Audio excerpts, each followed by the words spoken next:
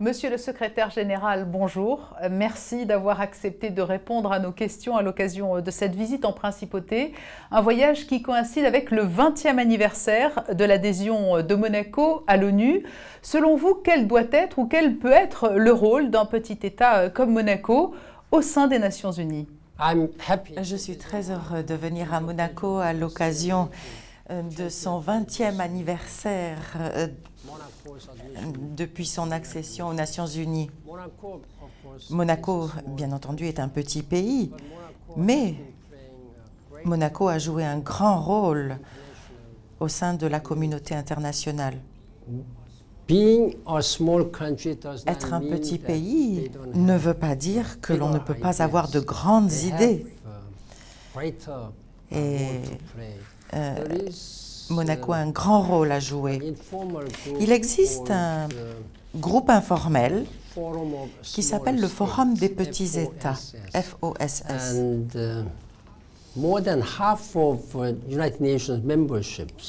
Et par ailleurs, plus de la moitié des membres des Nations Unies sont des petits pays.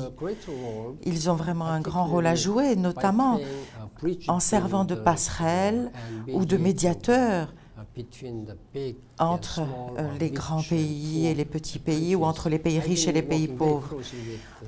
J'ai beaucoup travaillé très étroitement avec ces pays. Le prince régné tout d'abord, puis le prince Albert II, aujourd'hui deux personnalités très charismatiques qui, à la différence d'autres chefs d'État, inscrivent, eux, leur action sur du très long terme. Quel bénéfice peut tirer l'ONU de tels ambassadeurs? J'ai travaillé avec le prince Albert II depuis très longtemps, très souvent et sur des questions très importantes.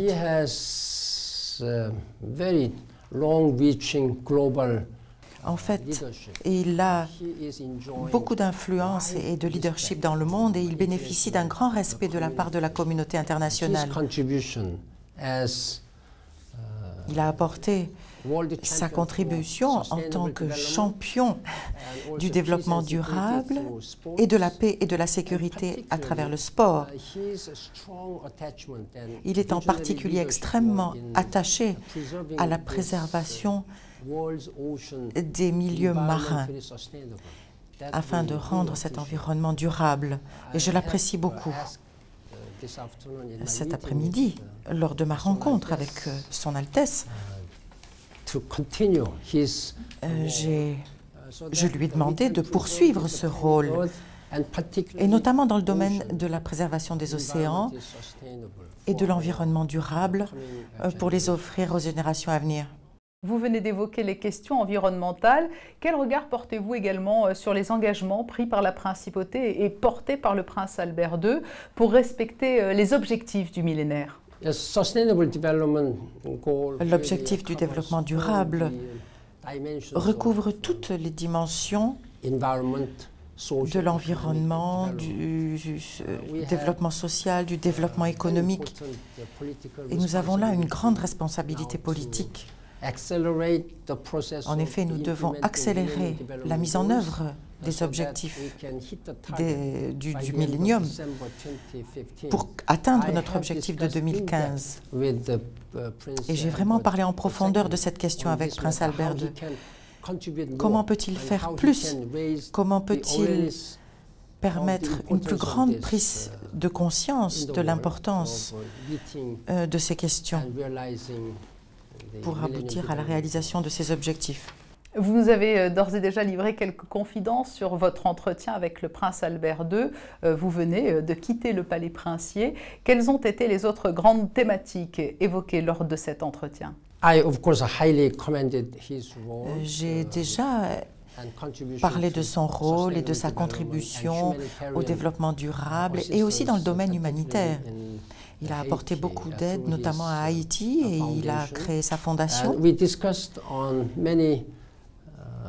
Nous avons également parlé de nombreux sujets actuels de préoccupation au niveau politique, notamment en Syrie et au Mali, où il s'est rendu récemment. Nous avons également parlé de la situation actuelle dans la péninsule coréenne. highly commended the recent adoption by the General Assembly of the United Nations. Nous avons parlé également du traité qui est passé récemment au Conseil de sécurité sur la réduction des armements. Je pense que c'est un traité extrêmement important. Il faut réduire les armements.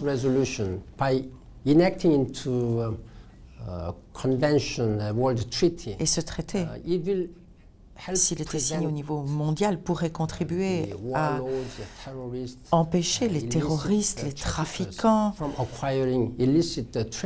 à procéder à leurs activités illégales. Cela permettrait de renforcer la paix et la sécurité dans le monde. Et nous avons beaucoup parlé de ce sujet.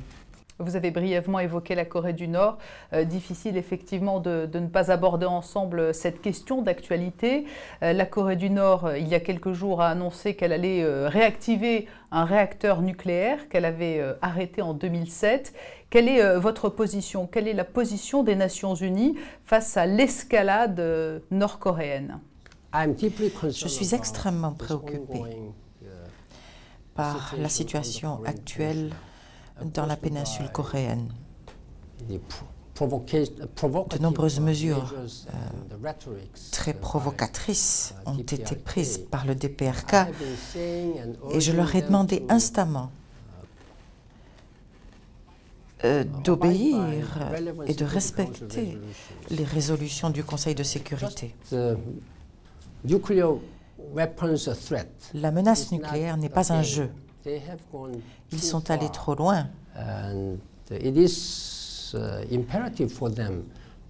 Il est impératif qu'ils dépensent plutôt leurs ressources pour essayer d'améliorer le niveau de vie et le bien-être de leur population, plutôt que de gaspiller ces ressources à développer des armes nucléaires et d'autres armes aussi. La paix et la sécurité dans la péninsule coréenne a des implications considérables sur l'ensemble de la région et même au niveau mondial. Il est important maintenant que la situation se calme et j'ai vraiment exprimé, en tant que secrétaire général, mon désir de ne m'épargner aucun effort pour essayer de réduire les tensions d'abord, mais aussi pour faciliter un plus grand dialogue entre les parties concernées. Une dernière question avant de conclure cet entretien, avec peut-être une réponse en français, puisque je crois que vous pratiquez parfaitement notre langue. Quel souvenir garderez-vous de la Principauté de Monaco? Étiez-vous déjà venu par le passé en Principauté? C'est ma première visite à Monaco. Je suis très heureux et honoré de rendre une visite officielle à Monaco. Comme le premier secrétaire général des Nations Unies, depuis l'admission de Monaco à l'ONU, je suis très impressionné. Je suis arrivé cet après-midi, mais je suis très impressionné par sa beauté, par sa liberté, par sa ouverture sur la scène internationale. Beaucoup de dynamisme dans leur vie. J'ai eu très bon entretien avec Son Altesse Albert II, en particulier comment nous pouvons travailler ensemble pour le développement durable, en particulier dans le domaine de l'environnement marin. Je suis aussi reconnaissant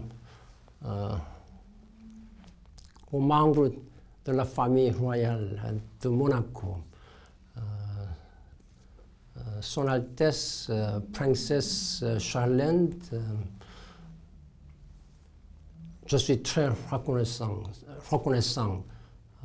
sa rôle en faveur des enfants autistes. Son Altesse Princesse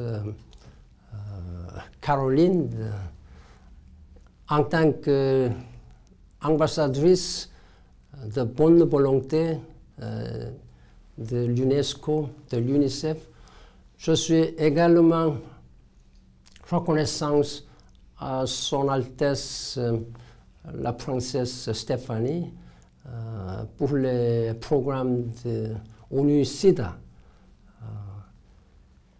J'espère que Son Altesse le Prince Albert et aussi les membres de la famille royale continueront leur contribution à l'ONU, travaillant étroitement avec l'ONU pour les idéaux et les objectifs millénaires pour le développement.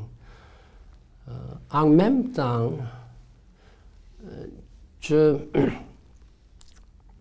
reconnais que le monégasque est une minorité dans leur pays,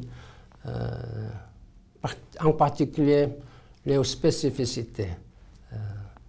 J'espère que les citoyens continueront de travailler et aussi de vivre harmonieusement ensemble pour la stabilité et la paix, pour le développement de Monaco. Merci. Merci beaucoup, Votre Excellence. Merci. Thank you so much.